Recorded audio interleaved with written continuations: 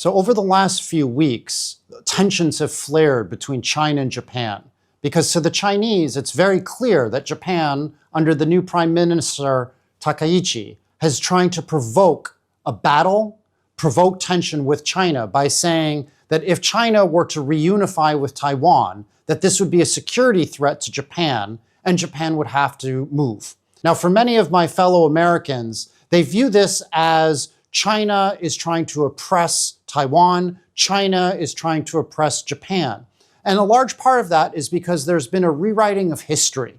And one of the issues that I wanted to bring up to the listeners and viewers here is why China is so concerned about Japan's moves. I think first, a lot of foreigners don't realize exactly what Japan did to China and the rest of Asia during World War II.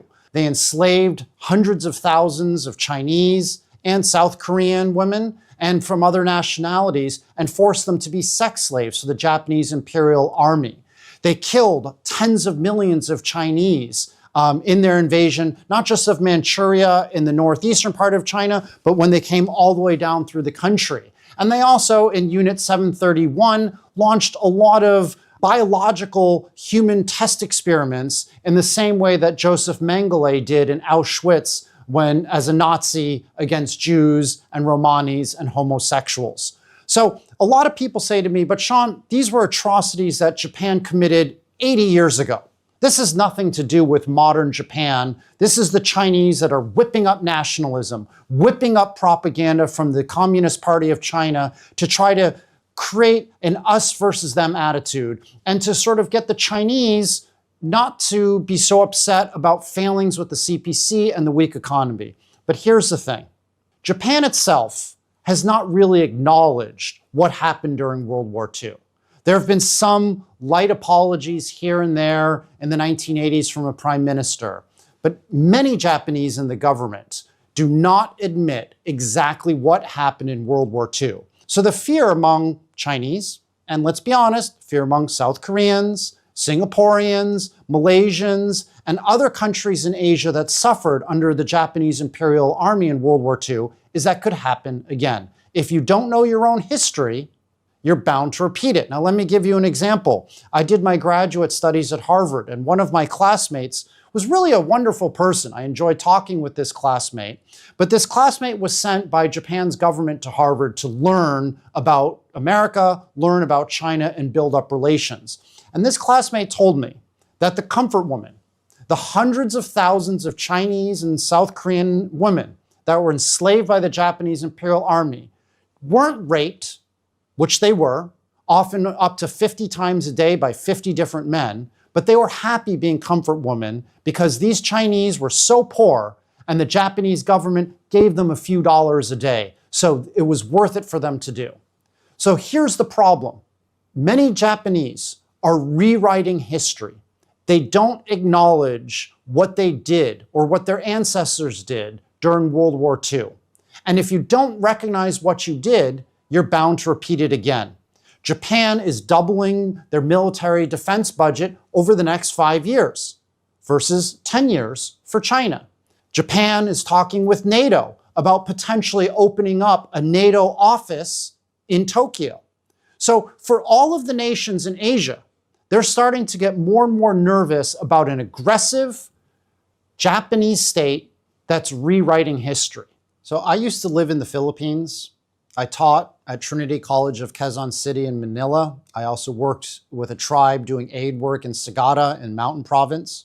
I also taught English in Bundang in South Korea, a suburb of Seoul. I studied at NTU in Singapore, and obviously I've spent most of the last 28 years of my life in China. And when I interviewed old people in their 80s, in the 1990s, when I lived in all these countries, they all said surprisingly similar stories about the atrocities committed by the Japanese Imperial Army. They talked about murders, they talked about rapes, they talked about torture and mutilation. And this is something that people in their 80s, again, from many different countries, from different races, different religions, from different political systems, all said the same thing about Japan.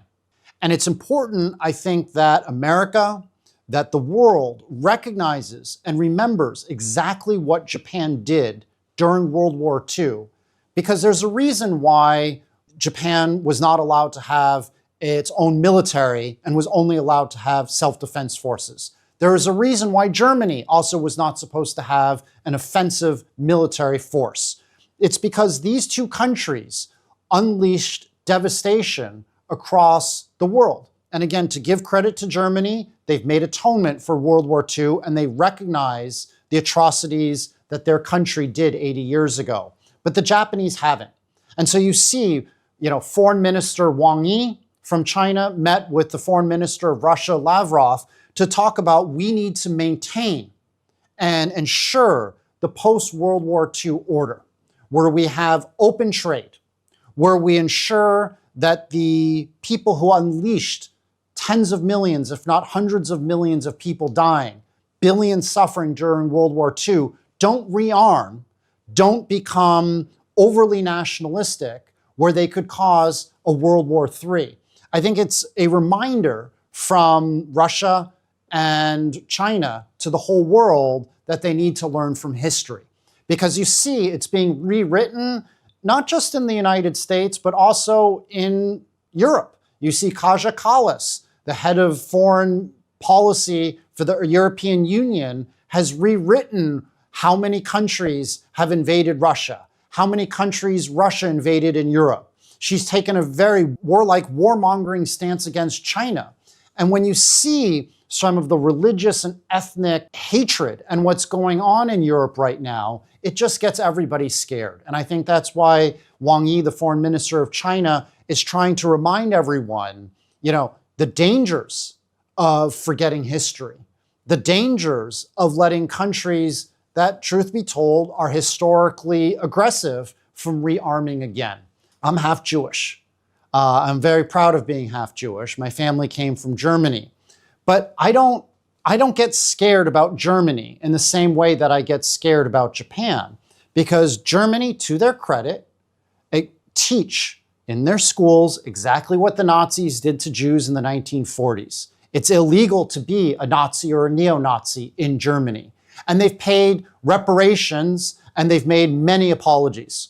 So it's very clear to Jews that Germany is atoning for their ancestors' sins in the 1930s and 1940s. And that's why you look at it, Germany and Israel are extremely close right now. And actually, Germany might even be Israel's biggest supporter in the world.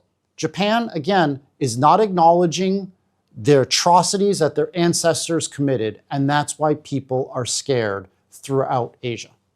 So there's a question of whether the Prime Minister of Japan has taken a truculent tone trying to provoke China from her own accord, or if she's being used as a vassal by the United States and Trump, who's trying to create maybe a proxy war with China, the way that many in China think the United States did with Ukraine against Russia. I don't really know what the story is. You have, Wei Ling, a correspondent from the Wall Street Journal, has said that, Trump pushed Japan's prime minister to take a softened stance. But then the Japanese government said that Wei Ling was incorrect. Now, she's often, spreading misinformation and disinformation about what happens at the geopolitical level. But what's clear is that Japan has 50,000 American troops on their soil. They have almost 100 military bases from the US in Japan, and they actually have their own American military police patrol Okinawa.